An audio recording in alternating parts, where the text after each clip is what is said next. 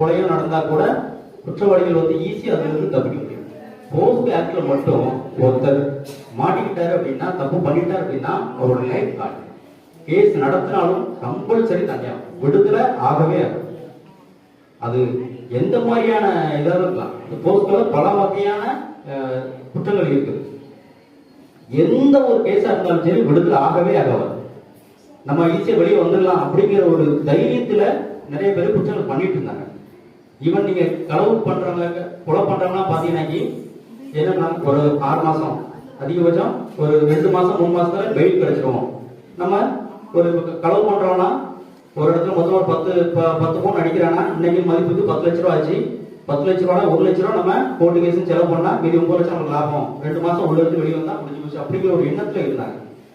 அப்படிதான் ஒரு சில சட்டங்கள் இருக்குது. ஆனா இந்த போஸ்கோல மட்டும்தான் கம்பல்சரி என்ன நடந்தாலும் சரி, நீங்க ஒன்ஸ் உங்க மேல எஃப்ஐஆர் ஆயிட்டாலே அவன் கண்டிப்பா கேஸ்ல இருந்து தப்பிக்க முடியாது. நீங்க ஈவன் இந்தியா நாட்டுல இருக்கிற மிக பெரிய பெரிய அட்வொகேட்ஸா இருக்காங்க. ராம் ஜெத்மலானியா இருக்கலாம், இப்படி போட்ட பெரிய பெரிய அட்வொகேட்ஸ் இருக்காங்க.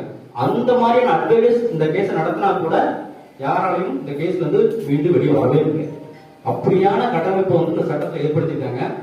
சோ இந்த மாதிரியான இதுல செக்ஷன் 3 ஒரு தனி நபர் ஒருத்தர் ஒரு பொண்ணுகிட்ட தப்பா நடக்கும்போது இந்த மாதிரியான தண்டனைகள் வழங்கலாம்னு சொல்றாங்க. அடுத்து பாத்தீங்கன்னா செக்ஷன் 5 என்ன சொல்றது பாத்தீங்கன்னா, ஒரு குழந்தைகளையோ ஒரு பெண் குழந்தையோ ஆண் குழந்தையோ பாதுகாக்கக்கூடிய பொறுப்பு யாருக்கெல்லாம் இருக்கு?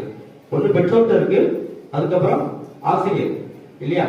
அப்போ இந்த மாதிரியான பெற்றோர்களோ நம்ம குழந்தைகளுடைய பிளட் ரிலேட்டிவ், நம்மளோட அத்தையா இருக்கலாம், மாமாவா இருக்கலாம், சித்தப்பா, பெரியப்பா, மச்சான் அப்படின்னு சொல்லி இருப்பாங்கல்ல. சோ இவங்க இப்ப சமீப காலத்துல அதுவே நம்ம ஏரியாக்களையும் நடந்துருக்கு. குழந்தைய சொந்தக்காரங்களா இருக்காங்க, தாத்தாவா, மாமா, சித்தப்பா, இவங்களாலேயே அந்த பிள்ளைக்கு பாலியல் தொந்தரவு இருக்கும். நம்ம ஏரியால நிறைய நடக்குது. பெத்த அப்பாவோட தன்னுடைய குழந்தைக்கு பாலியல் தொந்தரவு, தாத்தாவால நடக்குது, பெரியப்பா, மாமா, சித்தப்பா, மச்சான் சொல்லி எல்லாராலையுமே அந்த குழந்தைக்கு பாதுகாப்பு இந்த சமூகத்தில் இல்லை. அப்படிப்பட்ட சூழ்நிலை தான் இருக்கு. அப்போ இந்த மாதிரியான பிளட் ரிலேட்டிவ், ஆசிரியர்கள், போலீஸ், அரசு அதிகாரிகள் சம்பந்தப்பட்டவங்கலாம் இந்த மாதிரியான செயல்களை ஈடுபடும் போது செக்ஷன் 5 படி அவங்களுக்கு தண்டனை ஆகும்.